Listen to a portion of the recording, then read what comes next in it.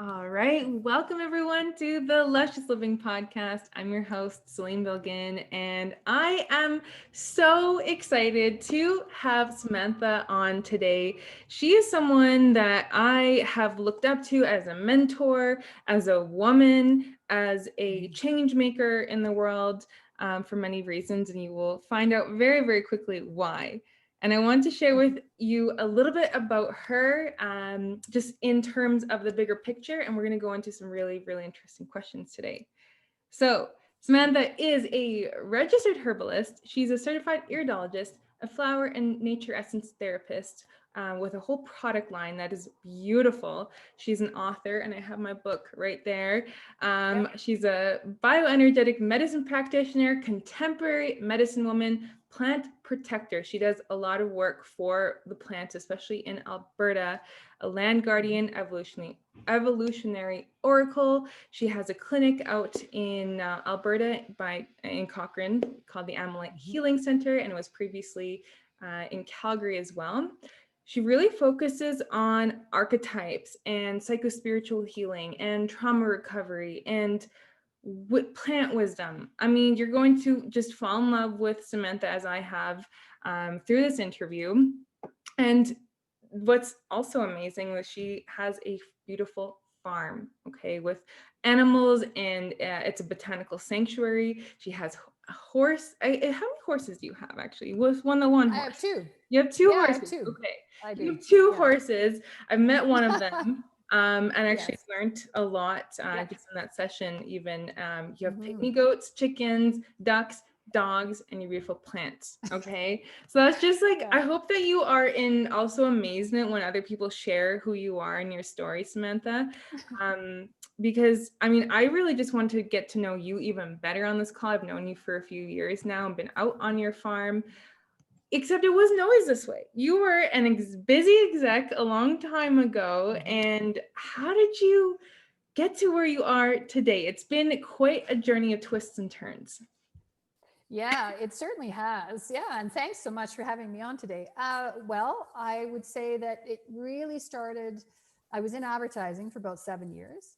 And it really started when I became ill. Like I knew prior to that that the life that I was living did not really feel authentic deep down. I just didn't know quite how to transition. Mm. And the universe helped me by becoming ill. So I got endometriosis, which at the time was relatively unknown because this was quite a few years ago. And so through that journey, I ended up getting into natural health. And then it just sort of from there, gradually moved into using herbs. I worked in a health store for a while. I quit my executive job that I had.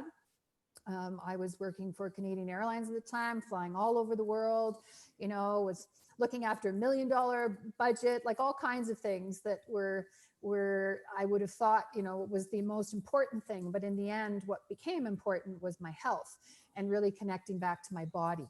Mm. So that to me was the turning point. And I had a choice to either listen or not listen. And I chose to listen. So that's how I ended up getting eventually into herbalism, quit my job, and went to herbal school at the time, Wild Rose College, and then apprenticed after that and became a herbalist.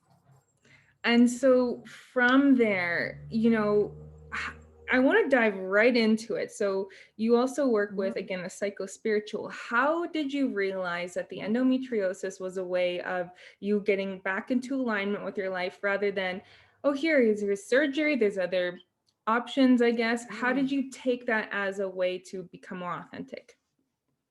Well, and again, it was through a number of steps, but I did have surgery twice, but again, that didn't last. So Mhm. every time I'd get back into the workforce, which I did to try to get my body to comply with what I thought I should be doing, then my body would rebel. So it was talking to me, and I realized there was something deeper here. So when I went further into eating better and then getting into herbalism, I met one of my teachers. He had a book which was by a psychiatrist who's no longer with us, and he wrote volumes about connecting mind body, and that was just starting to come out at that time when I was training which the term was psychoneuroimmunology, which is well known now, but again, was not known then. I've been practicing 20 years, right? So this was before that. And he made the connection. He came and showed me something that was within this book. And, there's like a light went off and I went, wait a minute, there's something way more here that I know I was guided to find. And then the universe put this, teacher in my path. And then I started to connect the dots and read more and ended up with a wonderful, one of my mentors. She actually was into a lot of Jungian psychology and again, the psychoneuroimmunology. So I dove into that for a few years and then just started, over time building what I knew in my practice by seeing clients and again, connecting the dots, right? Which led to writing my book, which we'll get into, but that's basically how it happened. And it's just all these light bulbs went off and it all just felt, your inner knowing when you just know, right? You just know it's the right thing. So speaking of that, for those who are listening, maybe they're even younger, maybe they're, or actually it doesn't matter what age they are, they know that there's a fork in the road. And I think that, in the times of that we're living in 2020, 2021, there's more of that like fork in the road. There's more of that in alignment. How do you recommend that people listening have that, if they have that inner battle of like intuition and logic and this is what the patriarchal, success is, and this is what my definition of success is. How did you follow that yourself and what would you recommend to listeners? Well, number one, be stubborn. You really have to have a strong sense of what, that inner compass, right? And just knowing what is right. And I'd say the other ingredient is courage. Like you have to have the courage to walk your own path, right? And listen to your heart. That I believe is, and it sounds simple, but it actually, for a lot of people, when they get to that fork in the road, they decide to not be brave and to not, and they don't want to face the unknown. I think that's the biggest thing, right? In moving forward. So it's taking that deep breath. And then also I find finding people like-minded community and people that they can look up to and, or will, support them, or that people have done it, and that's why I get a lot of young women that come to me because they know I've done it, right? And I'm still doing it. So in following my own path and what I know is true for me, and also what I'm being called to do, like that service I talk about and that inner knowing of where you serve and where the universe is asking you to serve and step up into empowered self. So that's, it's big, but a lot of it is just really following it step by step and having the courage to do it and face your fears. One of the things I love about you is that you mentioned like the step-by-step and that stubbornness or persistence. It's like you are very much that Taurus energy of just like one foot in front of the other. And honestly, I still think of you where I'm faced with like, okay, like this bigger accomplishment that I want to achieve. And I think of you, Samantha, and you're always like one foot in front of the other. It's very, it's like, that's the best way to describe it. And so for those also, I would love to know your thoughts and for those who are looking at, okay, like my ways of serving, because it took me a long time to figure out what my service was as well. What is your viewpoint on synchronicity and coincidence, or versus like a sign from the universe? It's like you could be saying, oh, that's a bird that's just flying over, or that bird is a message. How do you distinguish that, and how do you suggest others do the same? Well, I would say that there's meaning in everything. That's me. The way I look at life, everything is connected. So there is no coincidence on that level to me. There's always meaning. And, people can really hone that over time by listening and then following that and seeing how that leads them, right? And again, step by step, you might get bits and pieces. You might have to pivot a little bit. But I also, the biggest thing I'd say is, hold your vision, right, of where you feel you're going. If it's a big, type of project you're taking on. I mean, again, within all those little pieces, you just keep holding the project, but you be supple in how things may work out as you go along, and pivot, which I think is sort of the new word for COVID 2020 was, right? But it's definitely, it's a flowing and a creating with the universe, and which is the new paradigm. The old paradigm is controlling and wanting to control our reality and know exactly where we're going and know exactly, what our job's going to be. And that's why I think, again, people going into university are having a hard time, because that's not really, the way life's going to be anymore. Like, essentially what's happening is we're having to just follow step by step, right? There's no control. That's an old masculine patriarchal concept. So we're on a whole other journey now. That's fifth dimensional living, right? Okay, I just got goosebumps as you say that. And that's the perfect segue to talking about the fifth dimensional living. Yeah. What does that mean? So when we talk about fifth dimensional living is where we leave sort of the old dual reality behind. It's where we go into oneness. We take, we leave our old stories behind, our old human karma, which was limiting us, limiting beliefs. And we are setting this new crystalline template. So essentially what that means is, like, we're getting these new energetic codes from the cosmos. And what it's doing is it's resetting the whole planetary grid system, as well as resetting us. And it's a gateway basically to, entirely new way of living on the planet and being on our planet. So our whole perception of life is shifting, right? All the illusion of what we thought in our very limited, rigid ways that we would connect the dots is leaving. And so we're seeing a much more of what we call like a holographic way, where we can look at things from all angles and maybe come up with new solutions as a result. And it opens our sensory system to what I call galactic awareness and unification. And so it's this time where we're going to be untainted by human prejudice, basically. So it's like all these possibilities then can come online that weren't able to come on before in our relatively young evolution, as a species. And there's many multiverses. I mean, we could get into this and go into a lot, but essentially it means that as a collective, there's peace, abundance and unity is now possible. Whereas before it wasn't. And then in concert with divine will, there's going to be, again, more changes as we go along. So fifth dimensional living is really being out of a black and white paradigm, right? We're just not going to be living in that anymore. It's not even gray. It's more like we're looking for light. We're looking for what brings us light. And our job, I feel, here now is, no matter what our service is on the planet is overall, we're here to anchor in more light and healing, because we're going through a huge healing crisis and have been since 2012, right? And that's as long as I've been sort of writing my blog and was called by spirit to help with that. So yeah, does that help? Does that explain? Yes. Oh my gosh. And if for anyone who is watching on video, I'm getting a little emotional because I just get the goosebumps when you say that we're here to anchor in light.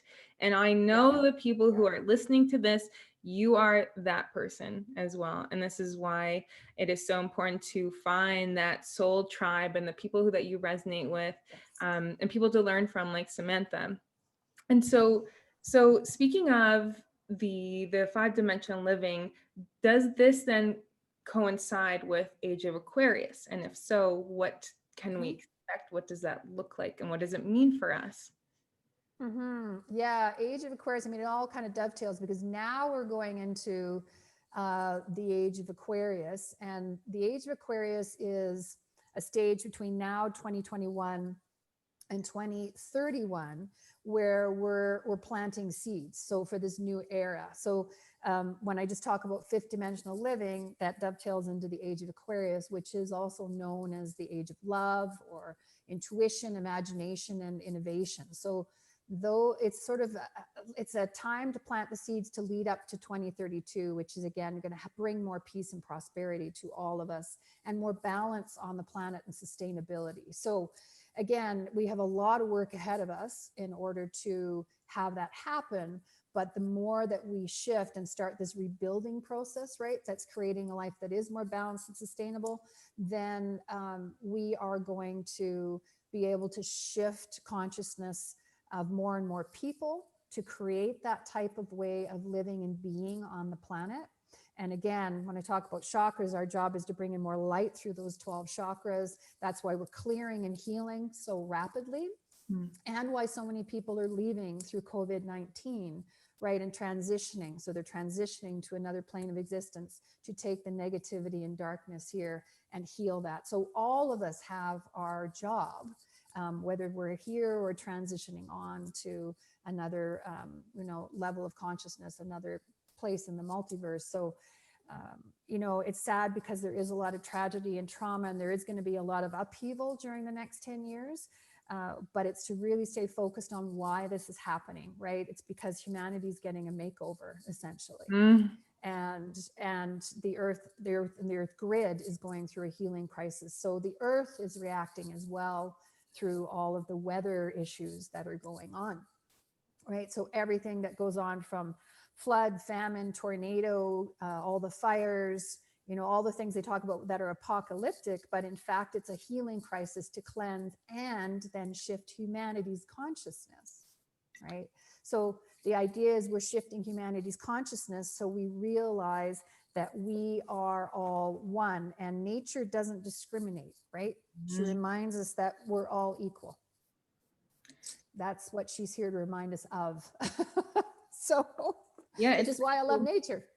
It's the equal playing ground when things are happening, even in this past year. It's like you realize that no matter who you are, how much money you have, how much whatever you have, it's an equal playing ground on planet Earth, and so that being said, how can those who are, empaths and more sensitive to what's going on in the world stay grounded inside the midst of, be the calm in the storm, in other words?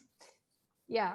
And it's a process. And again, this is sort of refining our sense of consciousness, which is not always easy, for sure. And especially when we're clearing so much and clearing trauma, and we're going through a lot of healing again here right now, you and I are talking. But this is our way of unplugging from mass consciousness, right? And we decide whether we take the red or blue pill. Well, now we're so awake, most of us, that we can't do that anymore. Yeah. So that helps in itself.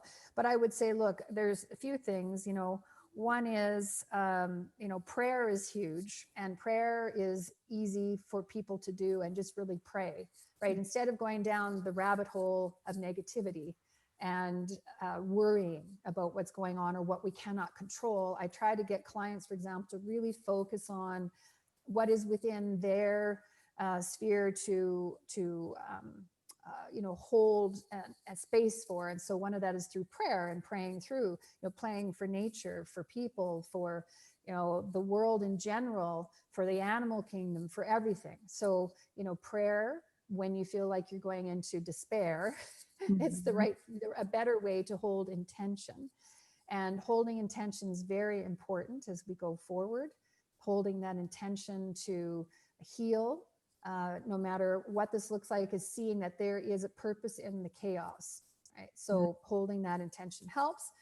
As well, meditation will really help, and doing ceremony, whatever you like to do for ceremony. So I like to do things like go out onto my land and, make offerings of tobacco or flowers, or I've used sugar, I've used whatever I have to just say, look, I'm giving back to the land, and I hope you're helping us. And I, pray to the angels and to spirit, and depending on on different, Kuan Yin and Mary Magdalene are two of my favorites. So I do a lot of work with them. So find those types of deities or ascended masters that really appeal to you, whatever it is you're connected to, and practice some rituals through that. So that's another way to stay grounded. The other is through creativity. So as you know, you and I both create a lot, and that keeps me sane. I don't know about you, but that's why, I created my card deck. And again, it's a tool, but also I enjoy the creative process. So creating is a huge way we can keep ourselves grounded, right? So speaking of creating, I just have to show it for those of you who are on YouTube. Samantha has the most perfect card deck I have ever used in my life. I use this every single day. And Right. you have to have a copy. This is, and so I'm just gonna, if you don't mind, I'm just gonna actually take a little Yeah. segue for those of you who are watching the YouTube. They're beautifully designed, and you have put so much thought into, I mean, like, Mm. okay, here's, funny enough, here I just pulled this card number 55. It's, and like you go through Yeah. the book, and it's, Samantha has combined her spiritual wisdom, intuitive wisdom, herbal. Did I already say herbal? But there's so much power in these cards, and I'll link to where you can get them after. But you know, and it's a way to really tap into your intuition. And I really find that in these times, I pull these cards and they help keep me grounded. So I'm going to add your card deck inside of that as well. So Oh, well, thanks. Yeah. Well, and again, that was a beautiful creative project that took 5 years, and I worked with my amazing designer and then my editor, Bran and Lavanya. They're lovely young women who are it's like we mind meld. So we did this all remotely. Like one lives in Scotland, you know, one's in Calgary. I'm here in Cochrane, and yeah, we for 5 years worked on this. But it contains the psycho-spiritual aspects. Is essentially talks about those 12 chakras, archetypes, right? There's star cards and then the botanicals. And to me, it connects you with all that is. So it gives you a full reading on where you are, and then some practical ways that you can actually apply that, right? So, yeah, because nature in itself is so healing. And that's the other thing is, I mean, how to stay grounded right now. And this is what I believe COVID is teaching us a lot of, because a lot of things are closed, but nature's still there. So we can go out, you know, and be in nature, and that's exceptionally healing, right? yes, So very much. that's something that I always tell my clients: you need to get out, you need to absolutely connect that way, so that will heal you more than anything. Yeah, for I sure. fully Yeah. agree. I fully agree. Something else I want to touch on is the masculine and Mm-hmm. feminine. And this is more and more of a growing Yeah. interest in the community and the consciousness. And so we all have masculine and feminine energy. And so I'm just summarizing it very quickly, but we operate in different energies, right? And you are a Yes. powerful advocate of protecting and honing in on the feminine. Can you share a little bit about really your method of living and how you stay in your feminine yet have a business, you have children, you have responsibilities, you're very much, what I love about you is you're in the spiritual realm, but you're very much in the physical as well. How can Mm-hmm. we Mm-hmm. stay in alignment with Mm-hmm. the feminine and live our life? Yeah, I would say that when you talk about that, essentially, when you're talking about being in the feminine, it's very much connecting to your heart, right? That's, to me, when you're making your decisions, they're from the heart. And that's staying in the feminine. And I actually write in my book, which is actually 10 years old this year. Yeah. So when you get to like page, we are at page 41. I have that list of, the co-creative masculine, the co-creative feminine, and where we're going, where we're leaving, what value systems we're leaving, what we're working towards. So when you look at those, for example, staying in the feminine is about heartfelt connection. That's one of the big ones, right? And respect and love and acceptance and that type of thing. And so I guess for me, when I look at that, I really feel that it's important to stay connected to your heart center more than ever, and we have to drop judgment. So that's how when I'm going through, Mm-hmm. I'm really trying to, no matter what I'm doing, to really connect with that. So that's essentially for me, staying in the feminine. So staying connected to your body is another way, right? The heart, the body, your menstrual cycle. That's a really big one that I've always taught my female clients about, is to stay in that awareness around what your menstrual cycle brings to you, what it connects you to, which of course it connects you to your intuition deeply, especially like the 10 days before your cycle in particular. I found I was always my most intuitive and could connect with messages and knowing the best then, or even when I was reading clients. like always.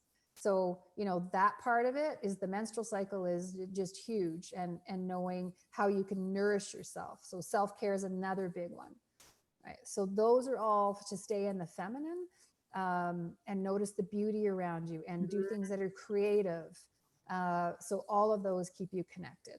So those are some of the ways you can stay connected to the feminine for sure. Yeah. It's so true. And I found in the past year, I was so in the masculine, like it was all about work. And if I'm not working, then how am I growing? And so when I started to realize, like I started taking up drumming and drumming lessons and dancing more and cooking more. And I realized I'm like, this is who I'm supposed to be as a woman. Obviously I'm at the tip of the iceberg still, but I think that again, I work with a lot of clients who have hormone challenges, and when we are disconnected from being a woman and in that feminine energy, there's something very interesting at play. And so that leads me to asking you about chakras and archetypes. Okay, this is something that is a huge fascination with. And so for those, you know, I mean, those of who are listening have some familiarization of chakras, but for those who kind of are just starting to understand this and they're still thinking chakra, what are chakras, and how do you work with them, Samantha? Yeah, so the chakras, so essentially it's sort of like, it's Sanskrit, and chakra translates into wheel or disc. So it's a spiritual energy center within the human body, of which there's generally 7 main ones in the body, and then you know, that go basically down from the bottom of the feet and up through the neck to the crown of the head. Now there's thousands of chakras in the body. However, I focus mostly on the 1 to 7 in the body, and then with spiritual earthly archetypes associated with those. And then the upper chakras 8 to 12 that affect our soul's purpose and unlock our divine blueprint, right? It's sort of how we transcend our human limitations. So I work with all of those. And I mean, chakras have been around for, I mean, thousands and thousands of years. I mean, Hindu, Tibetan, African, Egyptian, Andean, Incan, Cherokee, Mayan civilizations, like they all have chakras. And like, how did they know it, right? They didn't have the World Wide Web. I think it's amazing. And so each of them correspond to specific organs, as well as like the physical, mental, emotional, and spiritual states of being. So, and the influences. And so they affect all parts of our life, right? And so I work with the archetypes within those, and use those to help balance out and bring awareness to somebody and help the body overall and mentally, emotionally, spiritually heal and align. So we're lined up with those higher chakras. So then again, more light comes in, the healing occurs, we become more whole, right? We go back to who we are as a spiritual being having an earthly experience. So archetypes are basically universal projections or mirrors of emotional qualities, which come from our core human experiences. So archetypes, you'll see like certain archetypes in certain cultures, but there's some that are universal, which is why I love them. And there's strengths and weaknesses, right? They sort of are invisible patterns of behavior that are ingrained in the human psyche, right? So there's the individual and collective experience. So when I work with archetypes, they're collective archetypes that I see that work for everyone around the world in chakras, okay, and how they affect us. So for example, the second chakra, which you and I have talked about the second chakra, we're both dominant second chakras. We have the sovereign, and then we also have the mystic, right? And that's universal for anybody who is working within that chakra or has that dominant chakra. So it really helps people understand themselves too on very deep levels. It's, you know, and for those who want to learn more about both chakras and the archetypes, your book goes in depth as well as the card deck. So I'm going to invite you, for those of you curious and want to learn more, to purchase the book and the card deck, and I'll of course link all of that in the description. So lastly, you also have created a line of teas, sprays, tinctures, and like these products that not just work on the physical and but also the spiritual realm. Can you share with us a little bit about what they are, how they work, and really where people can learn more about them? Yeah, Loaded. I have a number of, yeah, it's a loaded question. I have a number of different products. I mean, again, for people, they're all made with intention. They're associated with archetypes or chakras, absolutely. And, you know, again, people, if they go to my website, I have a lot of information there that helps people figure out which ones are best for them. But I feel where people get the most confused is the difference between like a flower essence gem elixir or a herbal elixir. So what I want people to know is flower essences work more vibrationally. It's kind of like vibrational energy that moves through the acupuncture meridians and heals the whole aura. So they are made from bioenergetic imprints from flowers or gemstones. Okay, so they don't have any herbal products in them. And I use those a lot to balance mental and emotional states, which are held in the body, mind, and the vibrational field. And then the herbal elixirs have herbal tinctures in them, as well as they have flower essence and gem elixirs in them. But I use those to really connect more the physical body with those other states of being. So depending on where a person is in their process, and again, on my website, I have questions to ask yourself, right? People generally can figure out which one is for them. But the whole idea is to help you through any healing crisis, you know, support your growth, bring in more awareness and more consciousness, and help you line up through those 12 chakras so that you can connect to, you know, all that is, and connect to everything, and be able to be that whole person, that wholeness I talk about, which we were disassociated from a long time ago, and are really just starting to rediscover what that means in us. So hopefully that helps. I mean, I have a lot of products, so but you know, those ones in particular, like the flower and gem essences and the herbal elixirs, I use a lot with clients when I'm working with them too. I use a lot of herbs. Yeah, And I can different herbs. attest to your products as well. It's something that it's just something you experience. And what you spoke to is just having that mental, physical, like I've taken the tinctures and the essences, and you become very aware. It's something to experience. And so you work with the chakras on them. People can ask, like you said, the questions. I even will look at a card deck and see what plant that I can work with. So it's powerful that way. And yeah.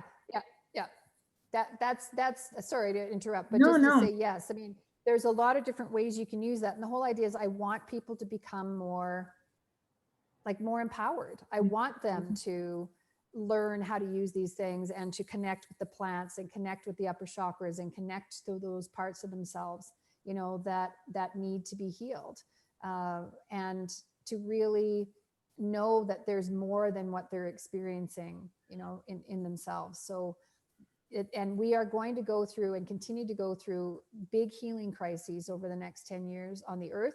It's going to look very chaotic, but the fact is there's a means to the end. And that, as I said, explained, is we moving into this different way of living on the earth. And, you know, lots of souls will be transcending, right? Like COVID-19 is not over yet. There'll be more death. There's going to be more destruction. But the means to the end is that we are learning to live through here, right? And to connect and respect, and also learning resilience and spiritual strength. So there's a lot of things that we're learning, which may seem unfair, but really we're all here for the higher good, right? That's our service. Amen. And that's the thing. I really encourage those listening to, you know, find those tools. And this is one of those powerful tools to stay grounded. And like you said, just know that there is a means to an end. You know, it's something important to remember, and that just like a forest fire, things must burn and die in order for new growth. Right. So yeah, exactly. Yeah. So that's exactly what's happening. And we have to keep that in mind with whatever is going on out there, with whatever is happening to us, right? So that is really the overall picture, and to really trust that. And so when I write a monthly blog every month, and I channel and say, this is where we are and this is where we're going. And I sort of always do a yearly outlook. And this year is the year of unraveling. So anything that doesn't support us to that purpose we just talked about, and to the purpose of the earth, is going to continue unraveling so that our species can continue to raise its consciousness and live more through here. And then this will support this. That's basically where we're headed. Rather than the other way around as well, right? Yes, So, which is what it's been. Yes. And so that's what we're having to completely flip that over and change how we think and change the neural pathways and, you know, get our right and left brain working together versus most people were living in their left brain. We have all these things happening, and that have happened in our cleansing over the last years since 2012. And, you know, it will continue. So that's where we're headed, and the body has to keep up. So we have to take care of our body. Getting back to what you do is very important. Yes. Yep. The nutrition component, the whole lifestyle, everything, and the vibrational medicine. So Samantha, before we close, do you have anything else that you would love for people to share, and where can they find you? Or you to share? First of all, the people can find me on my website, which is sensesofthesoul.ca, or the Amalite Healing Center in Cochrane. And as I said, I write a blog, I do a video every month, and those are free. You can access that. That's part of my service. I also see clients personally if you want to see me. And there's a number of different things that I offer, and that's all on my website. But beyond that, I would say is that at this point, it's really important to get in touch with what your value system is, what's true for you.